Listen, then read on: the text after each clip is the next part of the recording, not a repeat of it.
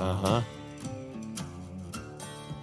Good morning, Northwest Arkansas, and all that are listening. This is the Rockwell Farms Garden Show. My name is Mark. I'm Josiah, and you're watching and listening to Two Nuts on a Tree. Yeah, you know what? You listened to it last week when building something, didn't you? Yeah, I was able to just go on Pandora and listen to ourselves talk. And normally I don't like listen to my own voice, but our producer does such a good job. It's worth something. Yeah. Oh, my word. Thank you, Jess. There you go. No, that was for her. Yeah, I know. Yeah, she should have. So, Jessica with Senti Studios is with us, and she produces this. And what are we on?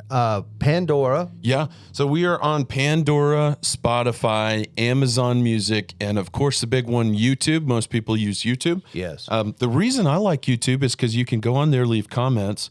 And then if you're leaving comments on YouTube, we answer those on the show. Yes, we do. And so that's how we get content on here. That's how we help gardeners because we know what's current, what you need to know. It also helps other gardeners. So make sure to do that. You can leave questions in the comments here on YouTube, or you can go to our website. There's a place where you can ask questions. RockwellFarmsNursery.com. Yes, and there's a place where you can leave questions, and we answer those questions on this show.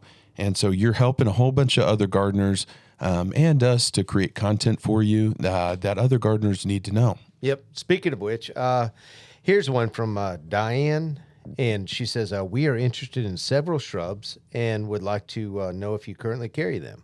Okay, yeah. Cool. Because we're going to get into shrubs this episode. We are. So one shrub that she comments on is the Forever Goldie Arborvitae, and we have talked about that. Yes, we have. Yes. Right. So the Forever Goldie Arborvitae, it is a beautiful tree. There's others that you can get like that. But we found that the Forever Goldie in the summertime, it does get some pretty bad sunburning. Yep. So if you're going to go with the Forever Goldie Arborvitae, it's a lot kind of like the emerald green, but with a gold chartreuse yellow color to it.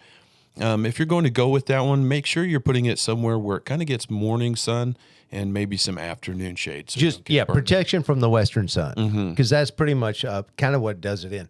And the nice thing is that most of the plant material we have trialed and tested for quite some time. Yes. And it always looks better in the catalog or on the internet than the practical sense of you having it in your lawn. Right. And you can make it look like the catalog and everything. You're just going to find the right spot for it, fertilizers and whatnot.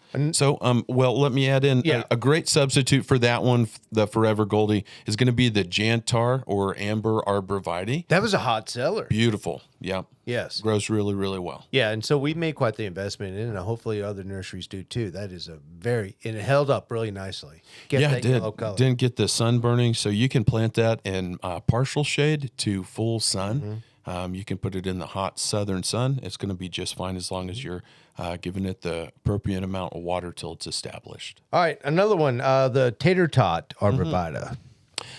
Love the Tater Tot Arborvitae. Now that is one that you can get through Spring Meadows. Yes, proven winners. The Tater Tot. Gets about, 2.5 foot? Around generally about 2 foot tall, 2 foot wide. Yep. It keeps a nice compact shape, nice and round. There's never any trimming you have to do on them.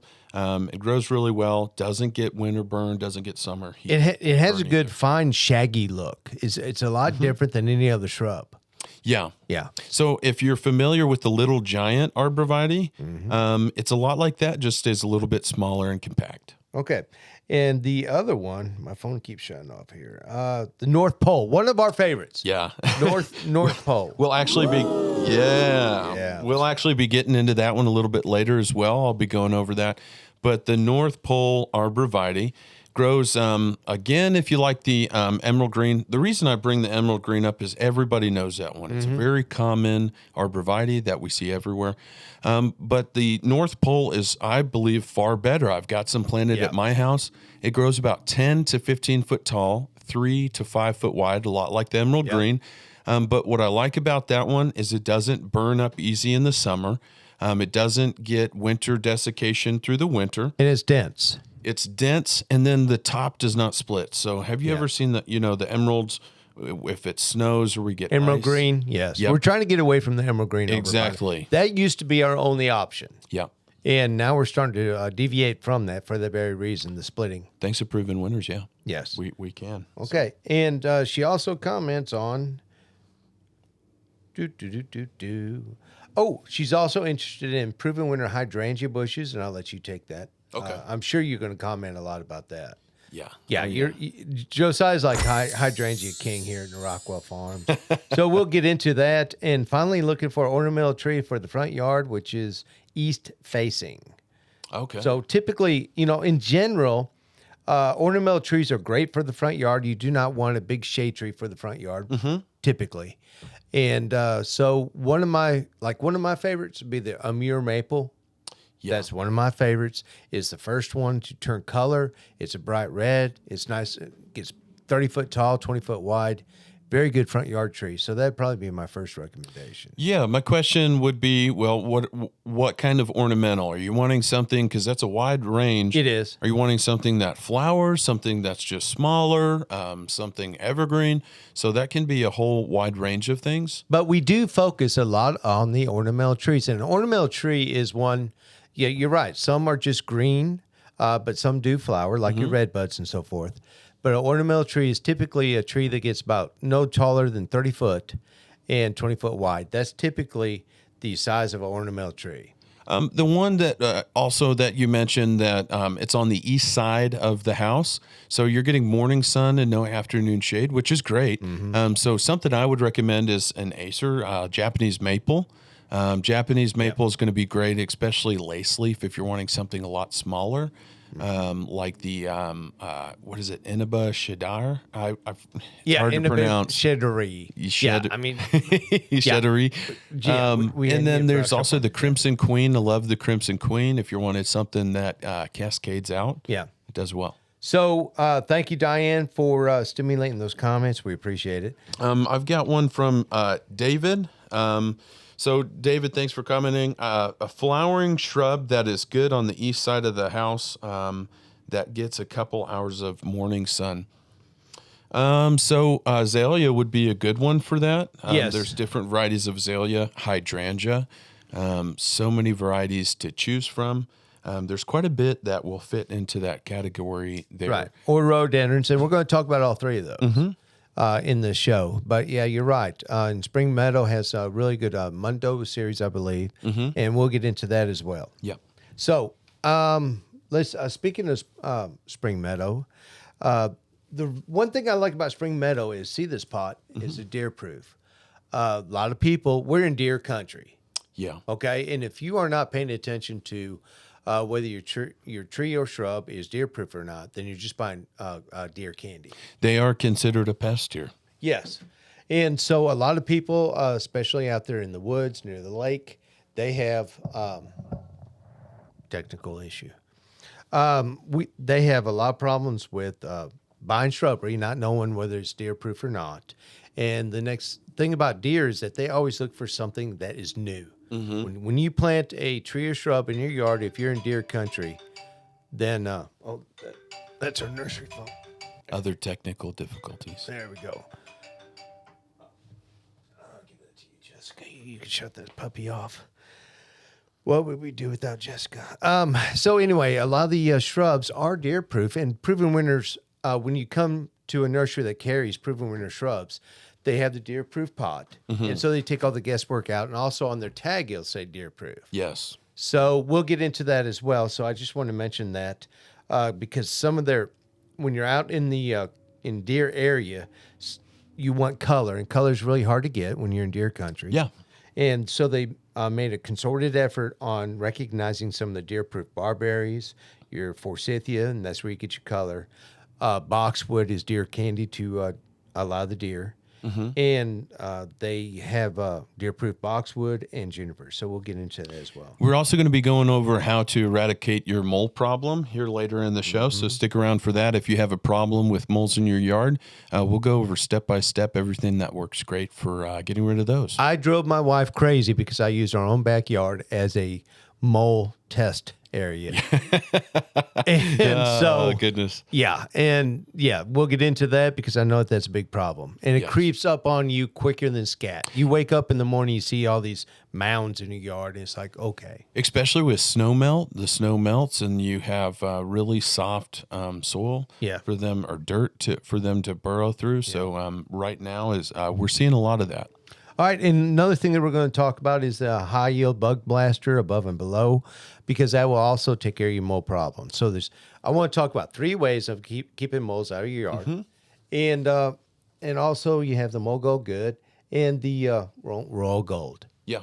Yeah, so I think we're in good shape for this show. Yeah, and we're going to be going over all of these new proven winter varieties. So why don't we're we getting in? So why don't we get into time to apply? all right, time to I apply. think she has. Is that all you got, Jessica? You can go. That was good. All right, there you go. Time to apply. It is time to apply your items that to keep moles out. So there's 3 methods that we do. We use the above and below, and what that is that it gets rid of the moles and what it gets rid of the grubs. I'm sorry. It gets rid of the grubs because that is the main feature for the moles. They're coming in eating the grubs. Yeah. Well, there's a few things that people need to know with moles.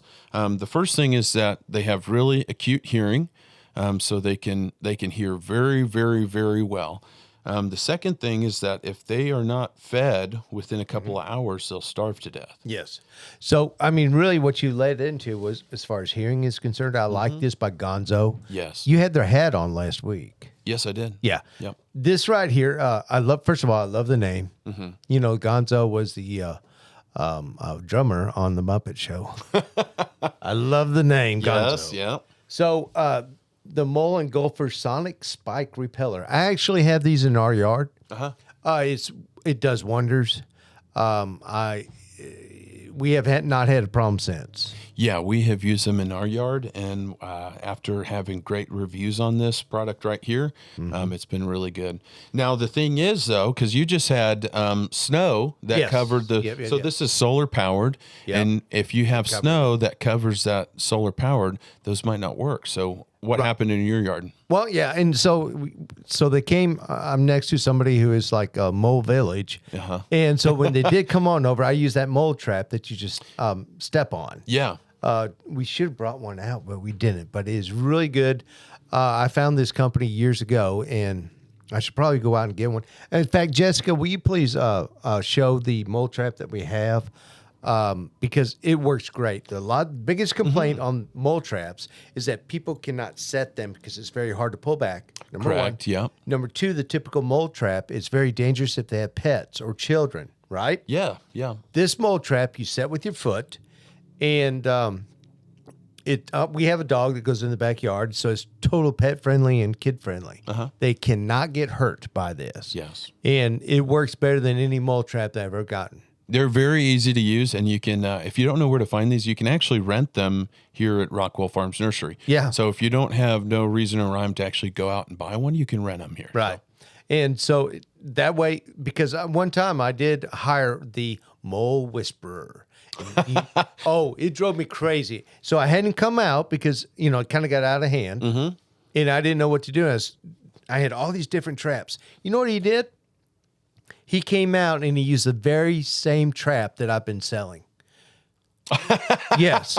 Really? Frustrated the fool out of me. He put 4 or 5 of them out in the yard, and he came out every week and he'd move them.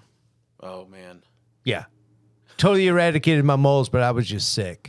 Oh, man. Yeah, no kidding. That's it. No kidding. I like also the above and below the bug blaster for time to apply, because that's going to get rid of their food. Again, if moles don't have food within a couple of hours, they'll starve because they're really hyperactive. So they've got to have food for energy. And so... and I would say that the best mole repellent is the Mole Gold. Okay, it's totally organic. It's castrol. Okay, and moles do not like a greasy environment. Excuse me. And it's pungent to them as well. Yes, exactly. And so you create that greasy environment, and it does give off a smell. And mole gold works really good. What you do is that you use it in strips, and you basically push the mole out of your yard. Yes. So you put a strip next to your concrete or some sort of hardscape, and then the next week you put another strip down, and you put another strip down, and you push them out into your neighbor's yard. That's great. Now, if you really wanted to get rid of the moles and you wanted to do it fast, you could actually use the trifecta, which we have used before. Yeah. Works really great. It's actually using all three of these. So you'll be using the Above and Below Bug Blaster Plus, the Mole Go by Fertilome, and then the Gonzo in your yard. Yeah. And so all three of those, kind of like the trinity of getting rid of moles, Yep. going to work really good. Yeah, there's your button again. That's great. So, Royal Gold is one of our favorite one. It is the organic fertilizer that we have replaced all of our other organics from. I mean, we went through a frustrating phase of organic fertilizers. Yes.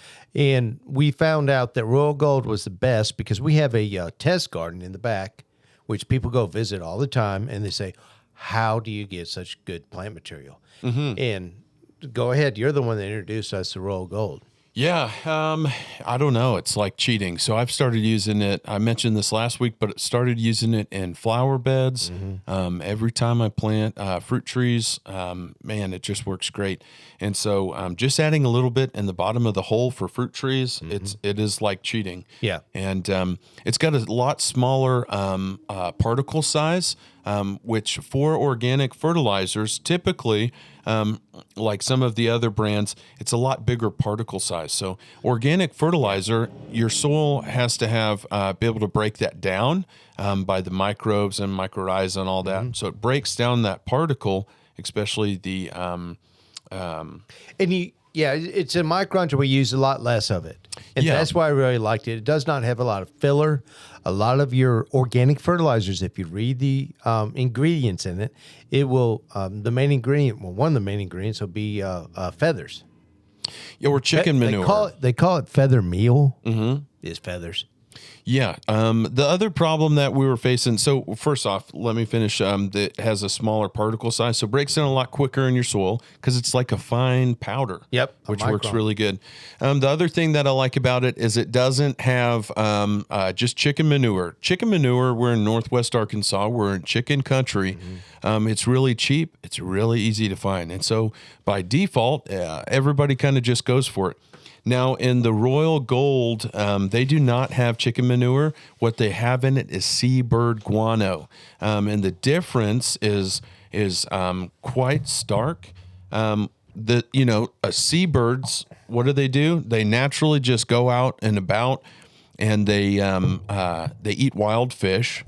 And so you're not having something that has antibiotics, because what the chicken is eating and it's going into our fertilizer, essentially you're eating. And so you want to keep that in mind as well. Well, let's just talk about what it's derived from. Crab meal, neem seed meal, alpha meal, basalt, fish bone meal, gypsum, seabird guano, Epsom salt, kelp meal, sulfate of potash, and Dominic lime. Oh, yeah. Can't beat that. Oh, yeah. Yeah. Yeah. So, all right, that's your time to apply. And let's get back into spring meadow shrubs. Yeah. All right. They have a lot of the proven winter varieties, but they go above and beyond for the customer. And one thing I want to mention is the in check. Now, what does that mean? It keeps you from buying a problem. A lot of the plants like barberry, butterfly bush, hibiscus, spirea, they will drop seed and propagate themselves, and before you know it, you have an invasive plant. The reason why I really like spring meadow is that it keeps you from having to do all the thinking. It's kind of like the deer proof. And so the in-check varieties will see it right there on the tag, and you'll know that it will not propagate itself through seed drop, rhizomes, which are above ground stems, or stolons, which is your below ground stems. So you can buy with confidence through Spring Meadow with their in-check program. Yeah, that's great. Yep. Another exciting thing that I want to mention is their pre-budded hydrangeas. Oh, wow. Okay. Yeah, those are great. All right. On Mother's Day, one of the big shrubs, big plants that most mothers want is a hydrangea. All right. So when is Mother's Day? May. It's in May, right? Early part of spring. Yeah. And it keeps you from buying a hydrangea that's green and say, "Hey, Mom, I promise you it's going to be blue." Okay. Yeah. You could show up with Spring Meadow has already put in the lime to make it pink, or the acid, the sulfur to make it blue. So you can show up and say, "Here's your hydrangea. It's already perfect blue." Yeah. Hydrangea. Oh my word! So it comes in a perfect blue, and it just makes you look good for Mother's Day. Oh, yeah. You don't have to wait. You don't have to apply your own sulfur or go through all that guessing. Yeah, the pre-budded hydrangeas, those are awesome because they come in, it's instant gratification. Everything looks good. The plant is to its top. It looks like it's in its prime. And so love those because you get to see the color, you get to enjoy it. And most of those pre-budded hydrangeas are reblooming, so they'll keep putting on blooms through the summertime, which is great. All right. So go through some of the new varieties that have come out with Spring Meadow, because I always like to do that. They come out with new varieties every year. These folks do a lot of work, so we don't have to. Yeah. Proven Winners comes out again. Their name is Proven Winners. They are literally proven winners. All of their shrubs are tried, tested, and true.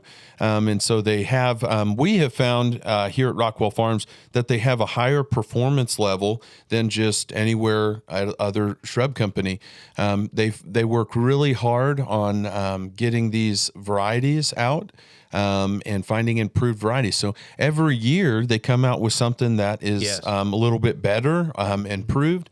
And so one of those improved varieties, we talked about it last week, but it's the Sunjoy Fast Neo. Now the Sunjoy Fast Neo, it's a barberry. So they had the Sunjoy Neo before. It is a little bit smaller, grows a little bit slower. And so this variety is improved. It grows a lot faster. It's a lot brighter of a red color, grows 3 to 5 foot tall. And then it turns to orange red. Yes, it does. It's extremely vibrant. And the color holds a lot longer through the summer, through the heat, through the drought. And it's deer proof. Exactly. So it is deer resistant as well. And so I really like this variety. Sandy's got us onto this, and we'll be having those this spring. During the show, we're going to talk about shrubs, and I want you to think about something. Most windows will be 3.5 to 4 foot above the ground, okay, of people's homes. So pay attention when we design landscapes and so forth. We always pay attention to the height of the window. Right? Yes. They'll have a great window that they love looking out. And I see this all the time where a contractor put a shrub in there that grows 6 foot tall. And it covers the window. It's up to the eave of the house. Yes. Exactly. And it's a frustrating moment. And so back to your Neo, the barberries, they only grow 3 to 3.5 foot tall. So that is something that you might want to put at the base of your window so it doesn't cover up that nice window. Yeah, and the common homeowner, they don't have time, they're pretty busy, don't have time to go out and trim. So we think of those things for you. Right. And when you come up to the nursery and you ask for a certain shrub or give us requirements of where it'll be, what it's going to look like, where it's going to go, we will help you out. Everybody here at the nursery is pretty equipped to be able to help you out. We ask questions. Yeah, How tall? absolutely. Yeah, where's your window? How tall it is, and so forth. Yep. All right. Go through the Fast Neo. Yeah, so another one that they got is the Sweet Emotion Blaze. This is an abelia. So this one is a beautiful abelia that is really hardy for our zone. Isn't it orange? So it does turn orange, but that's in the fall. So this it's going to have beautiful fall color, and the fall color is going to be yellow, orange, and bright red, all in the same shrub. It does bloom throughout as well, like a typical abelia does, but it's another improved variety of abelia. All right. I've also got Sweet Reward Coral. This is an azalea, Sweet Reward Coral azalea. So it's a beautiful azalea, but this one has this big ball of blooms on it, just covering the whole shrub in the spring. But the color of it is kind of a salmon color. It's a different color. Yeah, it has some pink and some orange in there. It's really beautiful. And it's a deep coral, if I remember correctly. A lot of the times a coral will be a light color and just kind of looks faded. This is a deep coral. It is, yes. Yeah, And very unusual. Very bright. It's going to stand out, especially in the spring when everything's still on the hinge of a little dingy. This is going to be really bright, give you some color. And it's evergreen. Another one that I want to talk about is the mop top. It's a buddleia, a butterfly bush. So the mop top is absolutely stunning. This one has cones of flowers that droop, so it's cascading. Yep. So this one cascades. It gets about 3 to 5 foot tall and wide. Really fills out. Now, the butterfly bush is great. They're very, very drought resistant. And so if you have an area that has full sun and you're having a hard time with the dry heat, getting something to grow and look beautiful, the butterfly bush is a great one to go for. And they do a really good job on getting the dwarf butterfly bushes. They do the Pugster varieties. Yes. Yeah. Your regular butterfly bush will be about 6 foot tall. Okay. And that's why you see them in a lot of farm areas. But they have done a really good job on making it a lot more compact, dwarf, and dense. And I really like the mop top that you're talking about because it cascades. Yeah. That's different than any one that we've seen. Yeah, usually the blooms are sticking right up. Now, yeah, the Pugster varieties, I love the Pugster because they have, the white. Okay, you're stealing my thunder. Well, I'm going to get into that. Okay, I'll let you be. You got the new variety. Stick to your new varieties. Oh, goodness. Okay, and then another one is the Oh So Easy Red Stripe. Now, I did talk about this last week. Okay, yes. But the Oh So Easy Red Stripe, it has it's a beautiful double red flower, but it has these stripes of white coming through the petals like candy. It looks like candy. Now, the Oh So Easy variety, the foliage is beautiful. So even when the plant doesn't have blooms on it, it's still a beautiful plant.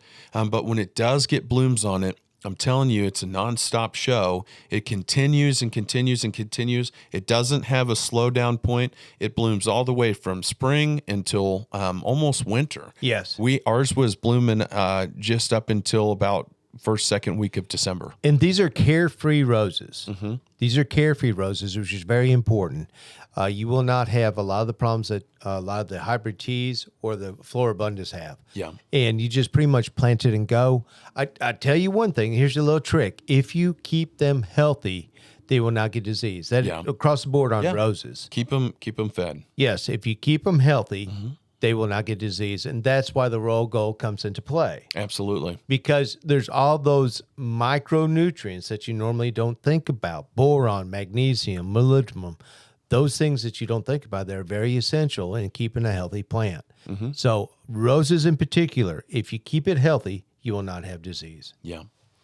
Yeah, going with the, back to that, I used the Royal Gold Bloom and the Grow back there in the flower bed. I planted some of the Oh So Easy Double Red, and they just exploded from a little quart pot up until they're about 3.5 foot tall and wide now. I remember that. And they bloomed until December. So let's explain a little bit more. So you'll use the Grow from the time that you plant it up until the time it starts flowering, correct? Correct, yeah. And then you start using the bloom.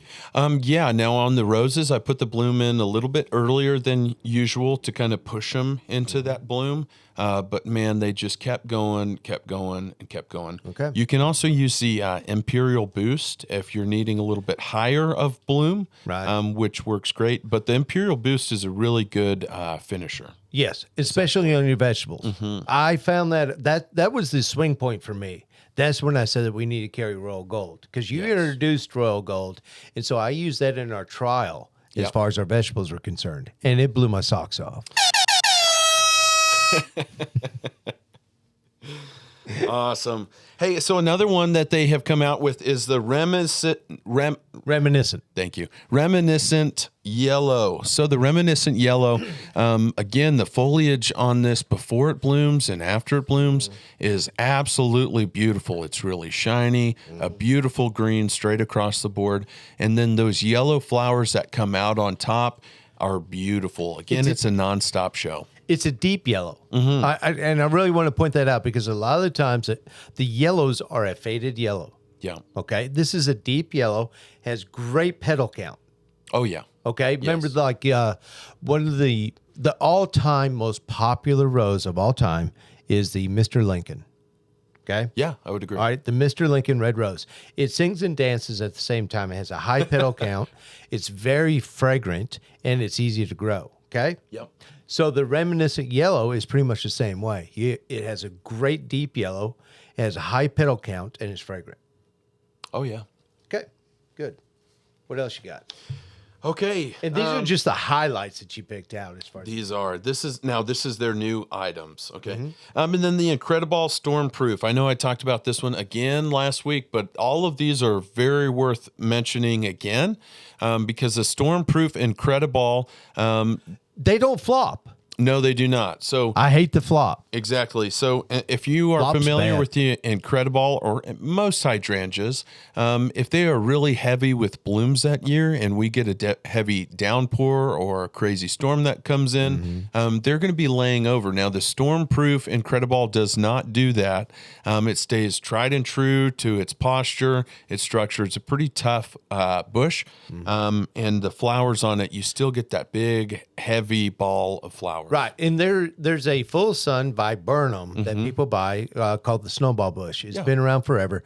And what this is, it is like a snowball bush for the shade area. Basically, yeah. Yeah, I would say it's a good substitute. So if you're not able to get a snowball bush in, go for hydrangea. Or if you don't have, if you have too much sun, then go for the viburnum. Yeah. Yeah. Okay. So now can we talk about some of our favorite varieties? Yeah, go for it. All right. I want to start with the Abelia Sunshine. That's a very good plant. It is gold. It's gold throughout the season, and it turns out orange in the fall. Typically, I mean, Abelia is not one of your favorites, I know. There's some varieties that I like. But this one only gets 3 to 4 foot tall. Okay, so it's very manageable. It has a vivid lime green gold color all summer long, and it's extremely hardy. And that's why it's one of my favorites, the Sunshine. Yeah. Chokeberry. Chokeberry is one that we have not carried in the past. I want to carry it this year. Because it's a choking hazard. Yeah. No. Oh, that's good. It has berry-like fruit. There's some plants, that we need to consider. You have two types of customers. You have the customer that lives out and they want that country organic look. They have a lot of space. Yeah. All right. And then you have the customer that has they live in a metropolitan area. They do not have the space. So they're looking for more of the narrow uprights or the compact shrub.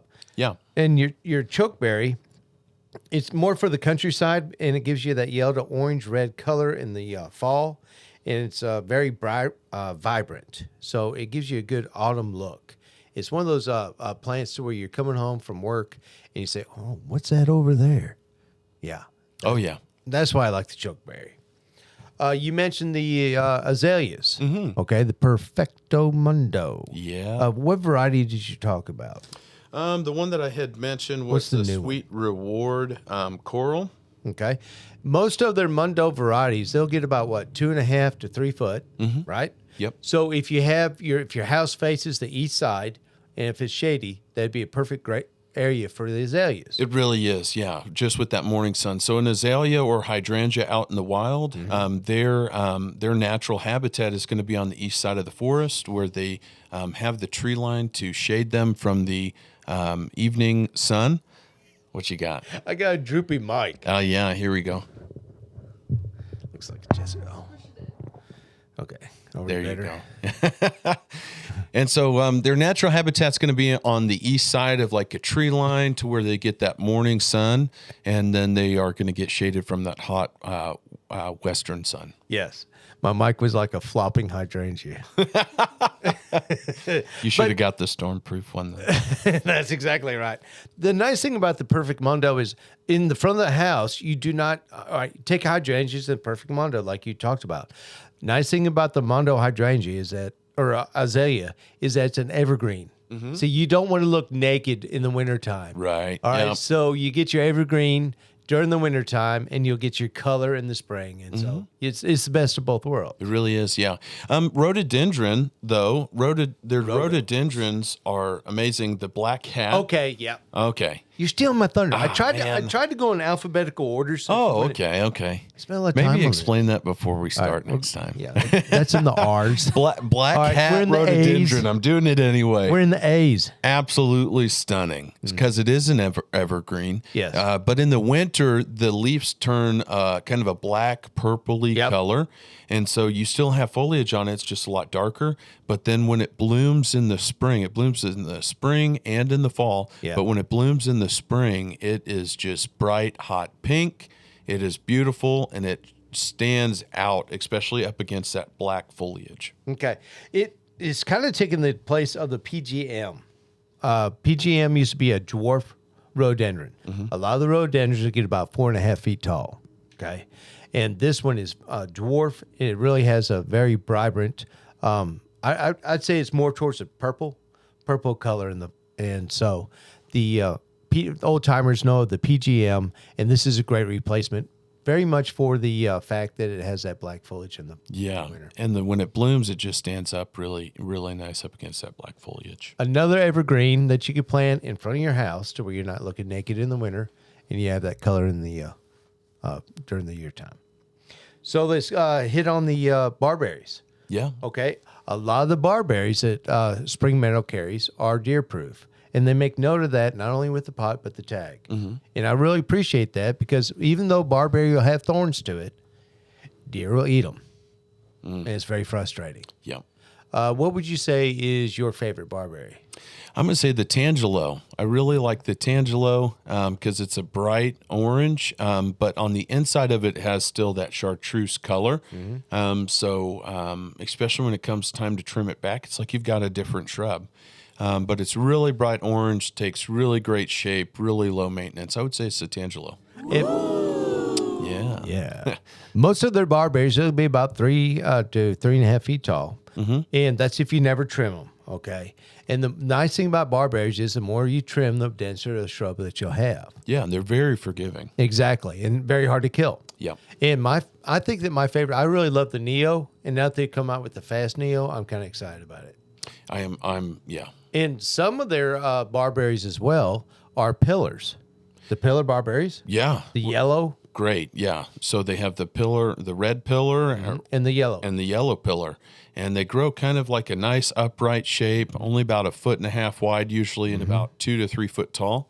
So it takes a really great shape, especially up against a walkway where you don't want to get pricked by them, but you want the barberry color. Yeah, they're wonderful. The Tangelo, you mentioned the Tangelo, so that's a hard second for me. I really like the Neo. Next one that I have as far as our favorites are concerned, you mentioned the butterfly bushes. Yeah. The nice thing about Spring Meadow is that they have a big variety of your butterfly bushes. We used to only be able to get butterfly bushes that were 6 foot tall, and they do attract butterflies, and they're very nice and brilliant. But one of my favorites would be the Lo and Behold. Nice thing is that once again, it is one of those in check shrubs to where it's guaranteed to not be invasive. Yeah. All right. A lot of your older butterfly bushes would be very invasive, but And some of them are outlawed in certain states. like Oregon and Washington, if I believe. Now, proven winners, they're non-invasive. They don't produce seed. They're sterile. So really good varieties. Already done the thinking for you. Another one would be the Mist series. Mist series grows approximately 4.5 feet tall and wide. Reason why I like it is that you have the deep pink, the red pink, and the purple. Those are the three main and whites. I don't know if Mist series has white, but those are the 4 main colors when it comes to a butterfly bush. My favorite is going to be the Miss Molly. It is like a ruby you're pink. Right, you're right. Yeah, Miss Molly. And the colors are vibrant, Very, like the Miss Molly. Yeah. Yeah. And then you get into the Pugster series. Uh-huh. All right. I'll let you take that one because Now we're talking. one, it's a great seller. I mean, it only gets 2 to 3 foot tall. Yeah, it's a great border plant. If you have a border along a walkway and you just want to be in a fairy tale and see a whole bunch of butterflies, the Pugster variety I really like because it's compact. It has a whole bunch of blooms on it on a compact shrub. They're big Yes, blooms. they are. They're full-size blooms on a small-size plant. And so it really shows off super drought tolerant. This is something, once it's established, if you forget about it, it's okay. Yeah. It's not going to hurt it. Hard to kill. Yeah. And here at our nursery, we'll have a big section of the Pugsters. Uh-huh. Butterflies galore. Yeah. When they're in full bloom, you walk back It's there. amazing. It's like you're at a wedding show or something. Yeah. Yeah. Yeah, it's totally amazing. So we just tell people, follow the butterflies. Yep. All right, let's get into the boxwood because I think they've done a really good job on the boxwood. Yeah. I think we mentioned this in North Star. Yeah. being one of our favorites. Very hard to kill. The nice thing about the North Star, there are evergreen shrubs that, especially the boxwood, that will turn that brown hue during the wintertime. Mm-hmm. You don't have that with the North Star. Not with North Star or Sprinter. Yes. Yeah. And those are our two favorite of the spring meadow varieties. Yeah. The North Star will only get about 2.5 feet. Mm-hmm. So you could plant. This is really neat. We used to, some of the boxwoods that we have, the cheaper boxwoods, like the wintergreen, you get them from down south. I know that they're less expensive, but the problem is that you're having to trim it all the time. It grows too fast, too tall. Yep. All right? Mm-hmm. And you'll have that brown tinge during the wintertime. Nice thing about the North Star is that you don't have to trim it all the time. It only gets 2.5 feet tall. It's great for that low-lying hedge, along with the Sprinter, of course. Or for just the lazy gardener. Yeah. Yeah. Yeah, the Sprinter is one to where the people that don't want, if you want a fast shrub, okay, you want this thing to grow fast because you don't want to wait the time, and you want something that hovers around 3 to 4 foot. Mm-hmm. The Sprinter is like a boxwood on crack. It grows like you wouldn't believe. Yeah, I think that one's a great one also for topiaries, or if you're doing an English-style garden and you're planting rows of them and boxing them, whatever you want to do. I think the Sprinter's a great one for that. So those would probably be our two favorites. Yeah. I should have said the Sprinter is one that is on the grow. Yeah. Yeah. It's on the row of gold. Yeah. It should be. If it's not. Yeah, that's more appropriate than crack. Yeah. Then you have your sweet shrub. Sweet shrub is a very interesting, once again, the country person, we always want to keep them in mind, is also, they have the Aphrodite. Aphrodite is one of the bigger shrubs. It's a deciduous shrub, but the reason why we like that is that it has the real red magenta blooms. You can see it from a mile. It's very long lasting. It's fragrant. It gets large enough for you to see, 6 to 12 foot tall. So that would be good for the countryside. Well, they just came out with a new improved variety of the sweet shrub called the Red Zeppelin. Yeah. Yep, Red Zeppelin. Who comes up with these names? Yeah, old hippie. Yeah. The Red Zeppelin. And so this one has a red foliage to it, kind of burgundy red. Yeah. Really beautiful, stands alone up against other shrubs. So that's a great sweet shrub. Yep. And it has orange to red flowers. Uh-huh. Yes, it does. So if you have that up against the burgundy foliage, that'll really stand out. Yeah. And even when the blooms are spent and it's not even a bloom anymore, it has this little old, this bright green spent bloom head when the petals fall. You're right. And it actually looks really good still. So. You're right. So it has a point of interest all through the season. Absolutely, whether it's bloomed or not. Okay. Let's talk about flowering quince. Yeah. Okay. That's one of my favorites. Oh, yeah. I think that they have done a really good job on the quince because they the vivid colors. And flowering quince always gets me excited because it's one of the first ones to bloom. It's kind of like the forsythia.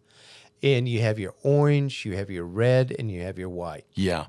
Now, on those, the color, like the orange is great, the double orange. That's my favorite. I like the orange. My favorite is the eternal white, actually, because it has a longer bloom time. It flowers a lot, and it's beautiful. So, quince used to just be one of those farmer shrubs, like you had mentioned. Yeah.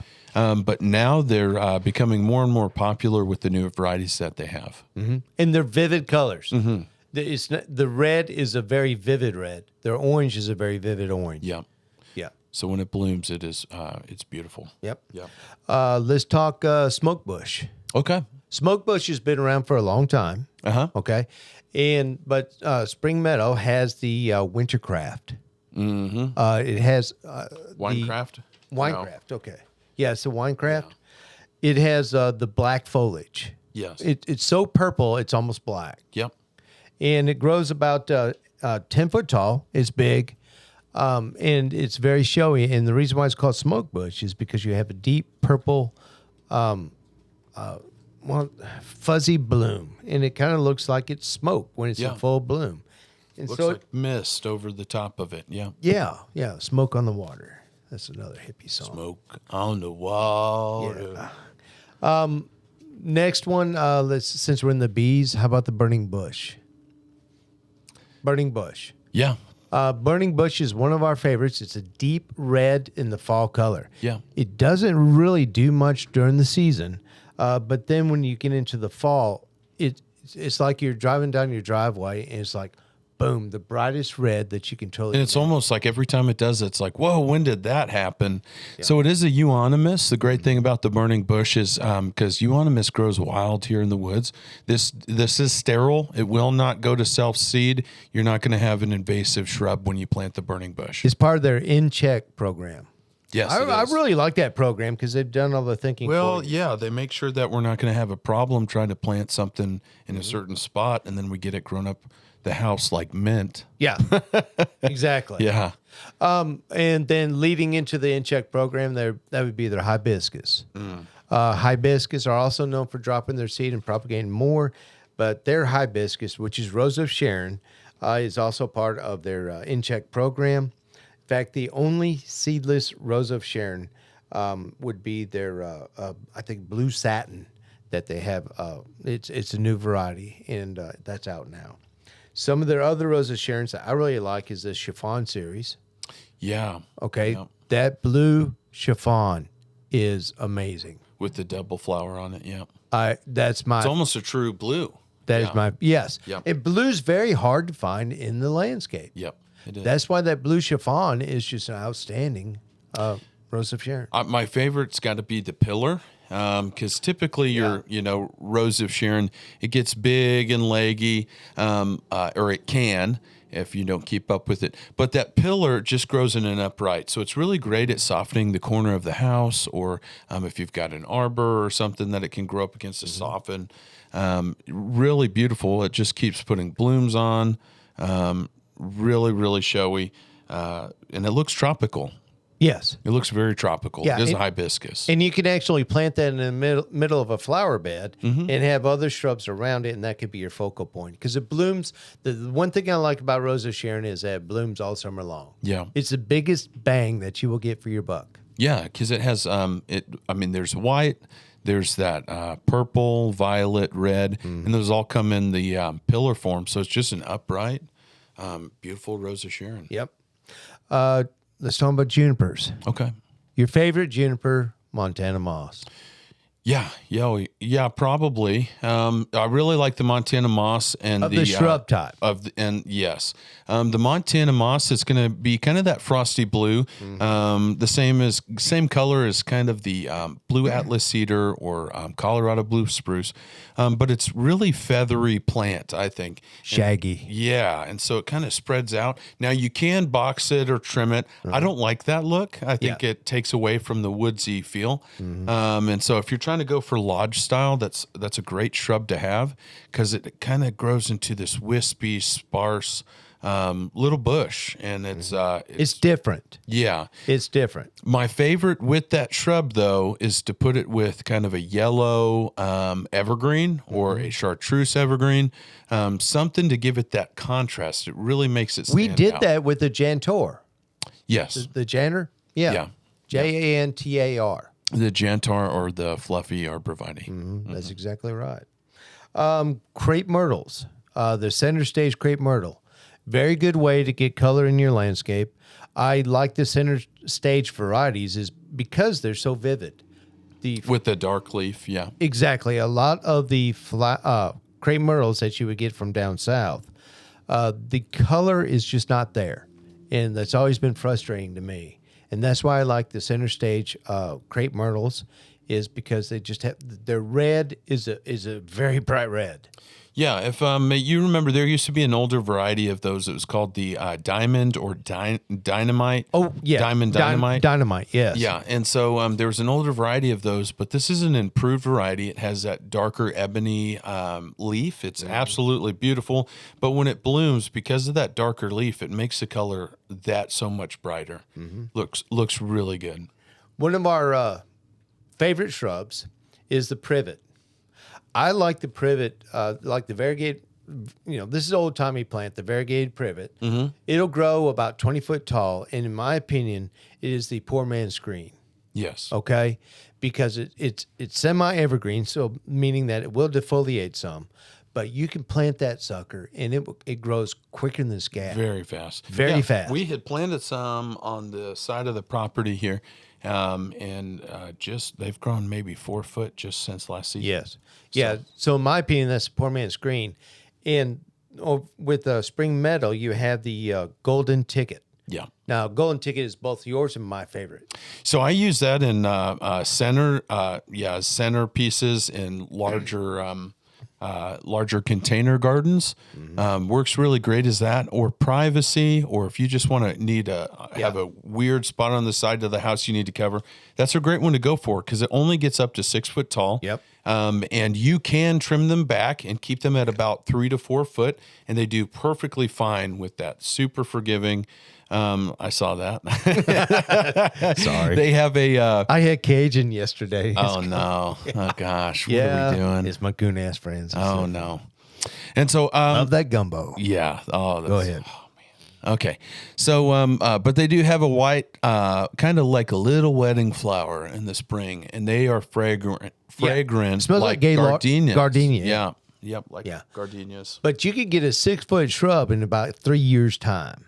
Oh yeah. That's why I like that golden ticket. And it's again another chartreuse shrub. Yep. And semi-evergreen. So if we don't have a hard winter, it'll keep its leaves. If we do, it'll lose them, but get them right back in the spring. All right. Now let's hit on the rhododendrons. One of our friends, we agree on this, the black cat. The black cat is a great rhododendron. Yeah, it is. Yeah. Yeah. It gets only about 3 foot tall, and it is just the foliage and the bloom is just outstanding. I don't think you can compete. You can throw any other azalea in there, and I just don't, or rhododendron in there, and I don't think you can compete.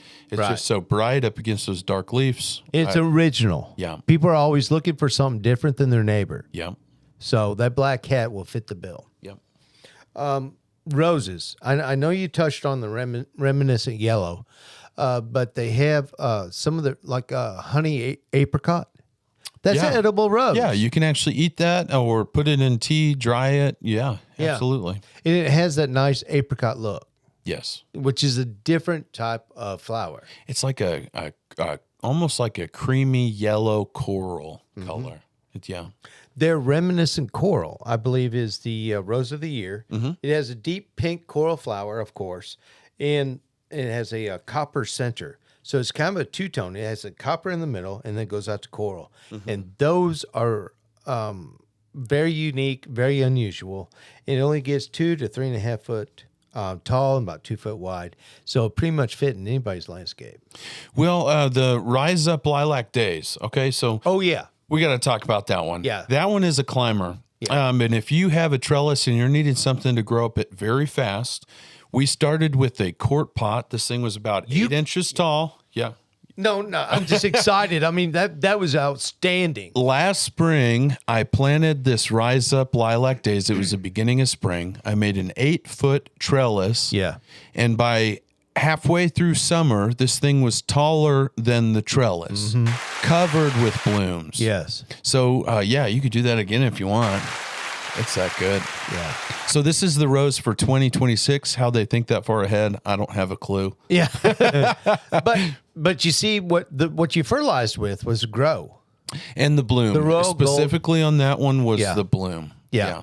And so I think it went hand in hand. And it made that was totally outstanding. I mean, that sounds like I'm over exaggerating, but I'm telling you, I am not over exaggerating. Well, Sandy couldn't believe it. We had to send a picture to her. Sandy at Spring Meadow. Yeah. You had to send a picture to her. Now, I planted the Rise Up Ringo next to it and in hopes that they would kind of mingle. The Rise Up Ringo, beautiful rose, but it's covered in thorns. Didn't do as well as the Rise Up Lilac Days for that spot. I think I had it kind of crowded right there. But man, the Rise Up Lilac Days, it's also thornless. And so it has no thorns. If you need to get in there and trim it off your arbor or your trellis, there's no problem at all. Good. One of our all-time favorites is the Julia Child. Julia Child. Yeah, I know. Yeah. You get a bottle of wine with every rose you buy of the Julia Child. Yep, and a lobster. I mean, she was, it was an all-American selection years ago. And so that has always been one of my mainstays. I've always liked the Julia Child. Beautiful rose. It starts off that bright yellow and turns to kind of a creamy white yellow. Yep. Oh, yellow. we saw that when we went to Cleveland. We saw the Julia Child.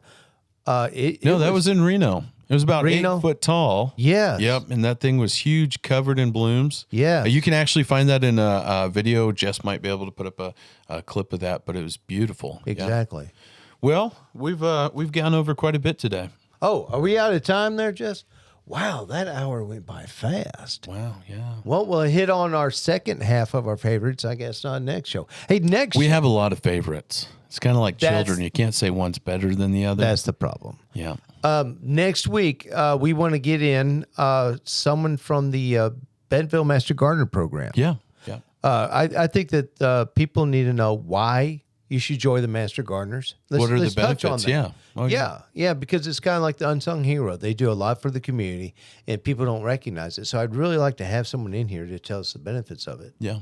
Yeah, and That'd be great. kind of pick their brain, see what they like and what they look for as far as being a master gardener. Yeah. Yeah. There's a lot of benefits to it. They do a lot in the community, and you're exactly right. One of the things I'll point out is for the Sunshine School, it's a school for special needs children. Right up the street. They just put in some sensory gardens for them. That's been their plan, and help them out with some of their landscaping. And so if you know kids with special needs or especially autism, sensory is a big deal. And so they were putting in things with different textures, smells.